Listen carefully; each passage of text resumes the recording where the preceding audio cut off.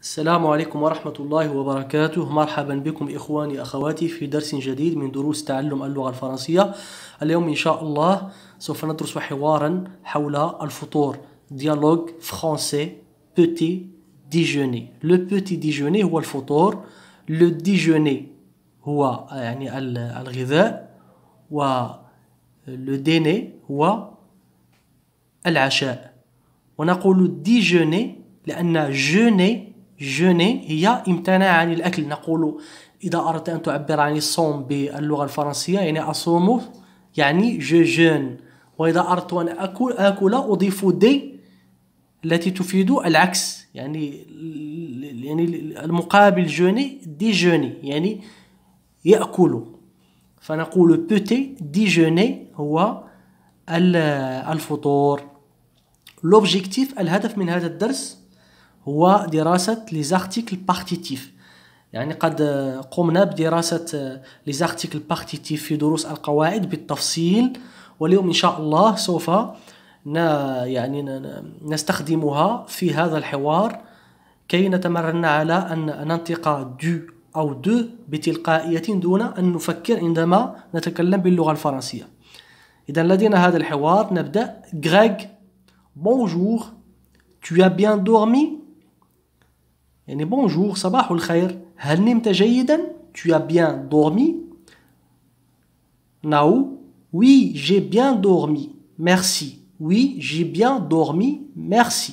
نعم نمت جيدا شكرا. Greg, tu prends quoi au petit déjeuner? يعني ماذا تأخذ في الفطور؟ Tu prends quoi au petit déjeuner؟ يعني quoi للأشياء. Tu prends quoi؟ ماذا تأخذ للفطور؟ Tu prends quoi au petit déjeuner؟ Nao, ou il y a quoi؟ ماذا يوجد؟ Il y a quoi؟ Greg, alors du thé, du café. لاحظوا هنا استعملنا du، ودو هنا article partitif. لماذا استعملنا du ولم نستعمل de thé؟ لأننا يعني هنا الشاي غير محدد، الكمية غير محددة، لا يمكن أن نعد الشاي نقول 1 شاي 2 شاي. إذا نستعمل دو مع الكلمات الغير المعدودة أو الكلمات التي لا تعبر عن كمية ما. فنقول alors du thé, du café, il y a aussi du lait, du chocolat en poudre, des céréales لأن هنا لدينا الجمع le pluriel، des céréales, du pain, du beurre, de la confiture. إذن هنا du نستعملها مع المذكر لاسم يعني لا يدل على كمية ما، يعني غير معدود. أما إذا كان الاسم الغير المعدود féminin مؤنث نستعمل de la confiture de fraises, de la marmelade, et il y a aussi du miel, du yaourt. إذن قال alors إذن هناك الشاي، القهوة، هناك كذلك il y a aussi الحليب du lait، هناك كذلك الحليب، du chocolat en poudre يعني الشوكولاتة يعني عبارة عن مسحوق الشوكولاتة، دي سيريال يعني حبوب الفطور، دي سيريال، du pain خبز، du pain لا نعلم كم من الخبز فنقول du pain، الكمية غير محددة نستعمل du مع المذكر du pain، du beurre زبدة، de la confiture de fraises يعني مربى الفراولة، وهنا المربى عبارة عن مؤنث فنقول de la confiture de fraises، لا نعلم الكمية، وهذا ما يوجد يعني في المقهى ما يوجد. de la confiture de fraises، de la marmelade، ومارمولاد أي فاكهة يعني مذابة في السكر. tout fruit cuit avec du sucre on l'appelle marmelade، يعني كل فاكهة يعني نطهوها بالسكر تسمى marmelade. de la marmelade، et il y a aussi وهناك أيضا العسل، il y a aussi du miel, du yaourt والياغورت. Nao, je vais prendre du pain avec du miel، يعني سوف أخذ الخبز والعسل لا ندري كم، du pain avec du miel. Greg, du thé, du café بمعنى شاي قهوة، ماذا تريد أن تشرب؟ Nao, je prends du thé. Greg, avec du sucre يعني مع السكر. No, non, sans sucre. لا بدون سكر. Sans, بدون. Greg, voilà une tasse de thé sans sucre. لاحظوا هنا قلنا une tasse de وليس du thé. لماذا؟ لأن هنا حددنا الكمية. يمكن أن نعد une tasse de thé, deux tasses de thé, trois tasses de thé. إذا كان الاسم معدودا أو الكمية محددة فنستعمل de عوض du وعوض de la. نستعمل de كيفما كان الاسم مؤنث أو مذكر إذا كانت الكلمة محددة. Voilà une tasse de thé sans sucre. يعني here you are, voilà. يعني une tasse de thé يعني فنجان شاي sans sucre بدون سكر. Et toi, وأنت tu prends seulement de l'eau. وأنت تأخذ فقط الماء de l'eau. لماذا؟ لأن l'eau اسم مؤنث. c'est un nom féminin. نقول la eau. بما أن eau تبدأ ب voyelle بحرف متحرك فنحذف الأ ونقوم باستعمال apostrophe فنقول de la eau, de l'eau. كمية غير محددة والاسم féminin فنستعمل de la. Tu prends seulement de l'eau? Greg, oui, juste un verre d'eau. لاحظوا هنا لم نستعمل un verre de l'eau. استعملنا de عوض de la لأن هنا حددنا un verre de eau. وبما أن eau تبدأ بحرف متحرك يعني الأ في de نحذفها ونستعمل apostrophe. Juste un verre d'eau.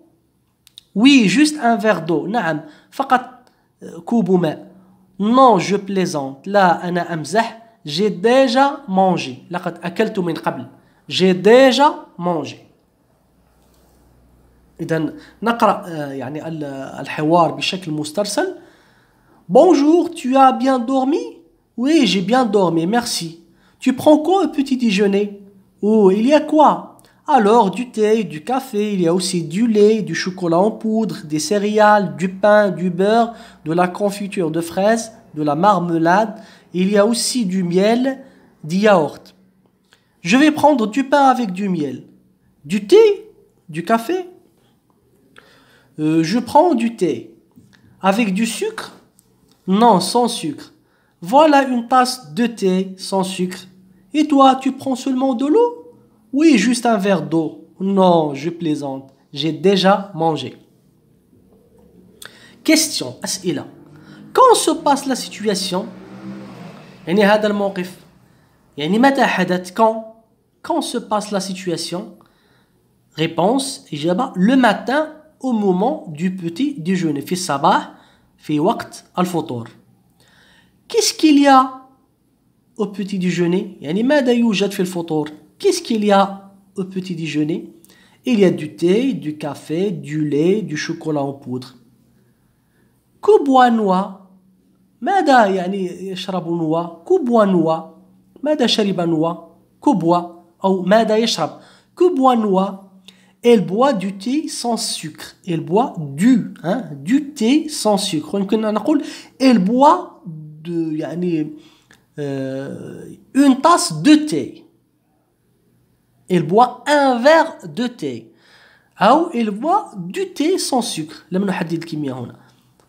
Que boit Greg? يعني ماذا يشرب Greg? Elle boit de l'eau. أو يمكن أن نقول elle boit un verre d'eau. لأننا حددنا الكمية. Vrai ou faux? صح أم خطأ؟ صحيح أم خطأ؟ Il n'y a pas de lait. لاحظوا هنا أيضا نرجع إلى القواعد. عندما تكون لدينا صيغة النفي نستعمل de ولا نستعمل du رغم أن الكمية لا تكون محددة. نقول il y a du lait لأن الكمية غير محددة والاسم مذكر نستعمل du. ولكن في النفي il n'y a pas de lait نستعمل de. Faux, il y a du lait. Nao boit son thé sucré. يعني ناو يشرب يعني الشاي بالسكر أو الشاي الحلو sucré بالسكر. Faux, parce que Noah boit son thé sans sucre. Nao mange du pain avec du miel. يعني ناو يأكل الخبز مع العسل. نعم, vrai. Greg a déjà mangé. Greg أكل من قبل. vrai صحيح. vocabulaire مفردات يعني le riz وهو الروز le riz, le bol de riz يعني وعاء الأرز الوعاء الذي نضع فيه الأرز bol. le jambon يعني يمكن أن تكتبوها وتطلع لكم يعني الصورة تعبر عن الجامبون واللحم يعني مثل لحم يعني عند النصارى خصوصا لحم الخنزير يعني يستعملون هذا اللفظ لو جامبون. لا سوب يعني لا سوب نقول هي الحساء. لا سوب دو ميزو. لي ليغوم الخضر. لا سالاد السلطة. لو باكون هو القديد يعني اللحم مجفف. لوف البيض. لومليت يعني معروف لومليت. لا بيسكوت يعني مثل البسكوي. لي نوي يعني هي مثل السباغيتي مثل النودلز in English نودلز ولكن تكون قصيرة مثل السباغيتي ولكن عبارة عن أطراف قصيرة. لي نوي نقول في المغرب الشعرية. لو كرواسون معروف يعني نوع من الخبز لو كرواسون. اي لا بريوش كذلك هي نوع من يعني الخبز. إذا أتمنى أن يكون هذا الحوار قد راقكم ولا تنسوا الاشتراك في القناة والضغط على اللايك وتفعيل الجرس ليصلكم جديد. والسلام عليكم ورحمة الله وبركاته.